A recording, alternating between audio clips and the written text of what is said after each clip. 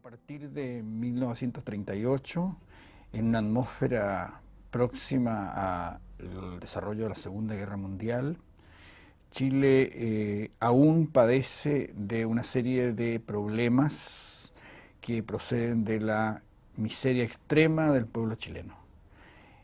Aún es posible encontrar en las calles día a día estudiantes que van al colegio sin zapatos,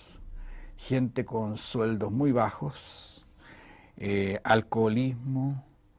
cesantía, particularmente en zonas del sur de Chile, y un entusiasmo notorio por algunos espectáculos como el fútbol. Por otra parte, el cine introduce ya los elementos de orden social que van a permitir que los públicos, los asistentes se entusiasmen con la idea de habitaciones muy hermosas, mujeres muy bien peinadas y muy bien vestidas, bailes. Algunos personajes como Fred Astaire van a, junto a Ginger Rogers, iluminar la escena. Pero empieza también el pueblo a encontrar una similitud de hábitos en el mundo mexicano a través de las películas y de las canciones. Es el momento de Allá en el Rancho Grande y luego empiezan las primeras películas de Jorge Negrete que cuentan con un público muy ávido de estas muestras en las cuales hay elementos populares, característicos, hay dichos que se instalan en la vida chilena popular. Por otra parte, es el momento de auge en Chile de música tropical, como la rumba, la conga, el bolero,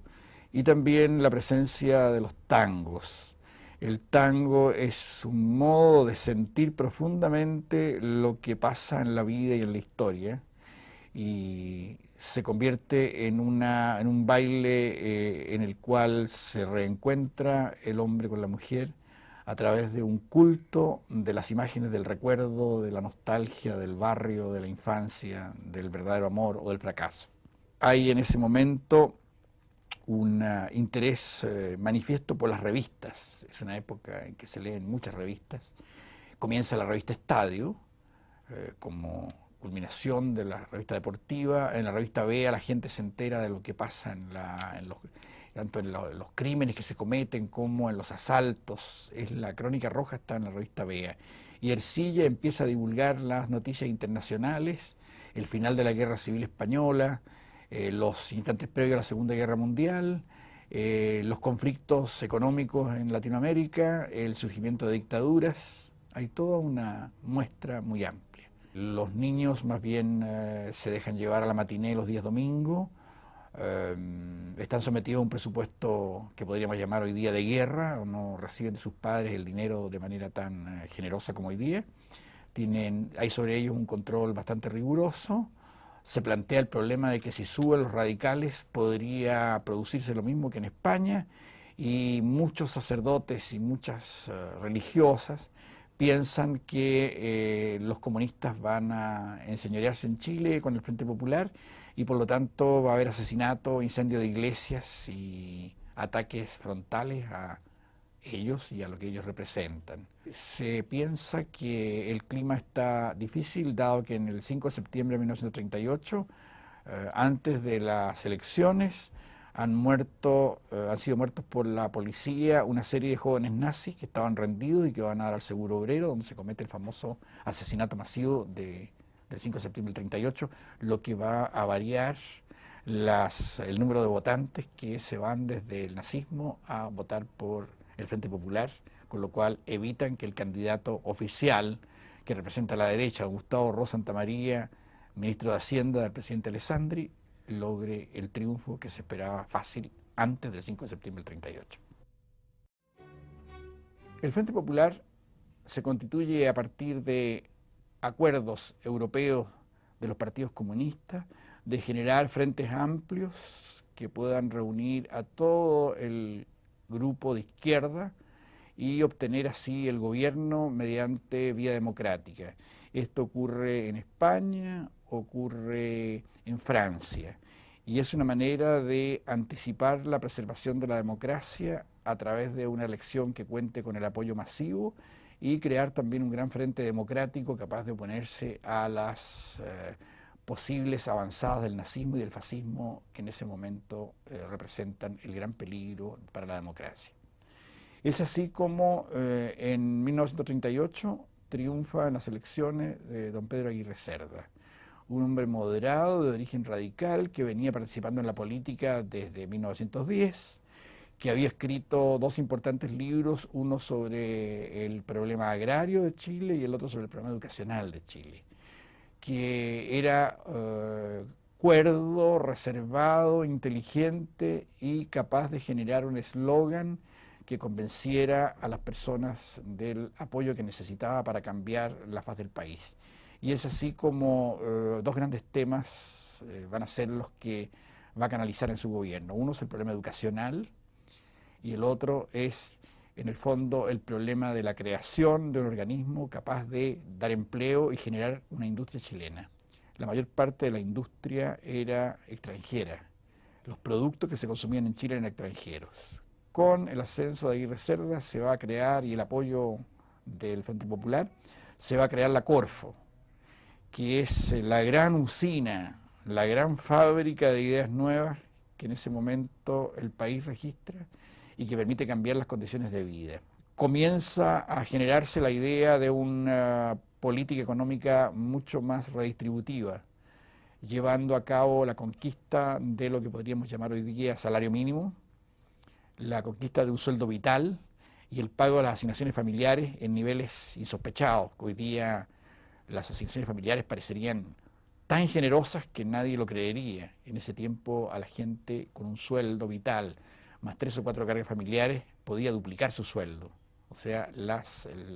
era la posibilidad real de que la gente tuviera acceso a más cosas y generara también la necesidad de aumentar la población para así asegurarse el futuro del país. Hay un censo de 1940 durante el gobierno de Pedro Aguirre Cerda que prueba que Chile tiene un poco más de 5 millones de habitantes. Santiago se acerca al millón, debe tener 900 y tantos mil habitantes en ese momento. Posteriormente comienza a preocuparse de que ningún niño deje de ir a la escuela, que haya instrucción primaria verdadera, que se sanee la situación de los trabajadores en el campo, que se busque solución a los problemas mineros y que empiece a pensarse en lo que va a ser la Corporación de Fomento en el futuro para la industria del país. Desgraciadamente, con una gama generosa de ideas y en el cumplimiento de ella, Aguirre Cerda muere en noviembre de 1941 y alcanza a cumplir la mitad de su periodo. Esto hace que el proyecto radical quede lanzado hacia adelante, pero padezca de la no continuidad en espera de las próximas elecciones. A las elecciones de 1942 se presentan Juan Antonio Ríos por el Frente Popular, por el Partido Radical, el Frente Popular, y se presenta Carlos Ibáñez del Campo por las otras fuerzas, ganando las elecciones el presidente Ríos en el 42, que va a durar también alrededor de 4 años en el gobierno y que completará la labor de don Pedro Aguirre Cerda, generando trabajo, teniendo el lema educacional como favorito y creando en el país un clima muy amplio que se traduce sobre todo en la enseñanza en los liceos, que son laicos, democráticos, donde se enseña tolerancia, y en las provincias o en Santiago el estudiante tiene biblioteca, cuenta con sus profesores y es capaz de competir casi en igualdad de condiciones, llevando a las nacientes juventudes de las clases medias a los futuros cargos públicos, al Parlamento y a las actividades de creación de riqueza en el país. En ese instante Chile ha permanecido neutral hasta comienzos de 1943 en la Segunda Guerra Mundial, pero opta en el 43 por apoyar a las democracias y suscribirse con el pacto con Estados Unidos y los aliados, con lo cual ve, en verdad, si se mira de un punto egoísta, disminuir sus ingresos públicos debido a que el cobre tiene que fijarse como precio de colaboración de guerra y va a bajar los ingresos del Estado chileno. Régimen bastante estricto, muy llano, muy directo, con pocas complicaciones, y en 1946, antes de cumplir su periodo de gobierno, fallece el presidente Ríos después de haber hecho un viaje por los Estados Unidos, buscando dineros frescos para la industria nacional y para resolver los problemas de lo que sería la deuda externa.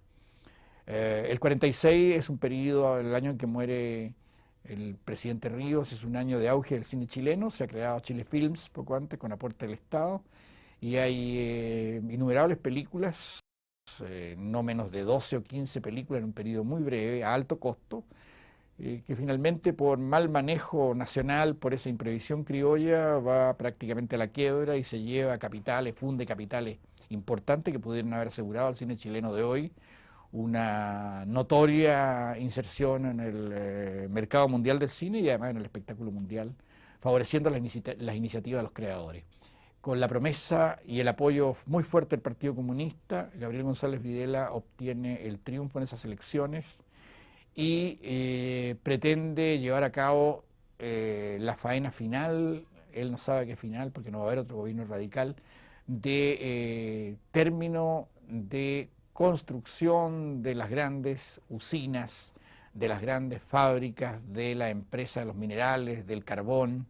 de los caminos, de los ferrocarriles, tratando de intentar una primera modernización de Chile. Ahora bien, al poco tiempo, dificultades que el presidente González Videla tuvo con el Partido Comunista lo llevaron a dejar de lado el apoyo de este sector y a marginarlo, incluso generando una ley que se llamó la Ley de Defensa de la Democracia y a la que el pueblo llamó la Ley Maldita, en la cual los comunistas fueron despedidos de los trabajos, fueron procesados y se creó un campo de concentración en Pisagua, regido por militares, a donde fueron a parar los dirigentes comunistas antes de 1950. Y el fin de la Segunda Guerra Mundial permitió acceso a nuevos mercados y a transformaciones evidentes de la vida cotidiana chilena con los modelos establecidos por el cine, por los espectáculos, y Chile empieza a internacionalizarse dentro de esquemas muy distintos a los de vida interna, de imitación de sí misma que había llevado durante todo el tiempo y que según muchos era el fin de la era de la probidad, de los acuerdos, de